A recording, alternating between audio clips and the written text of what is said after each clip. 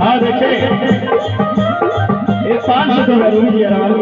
लगाओ पर नाम भी एक सूत्र दे दूंगा बहुत बहुत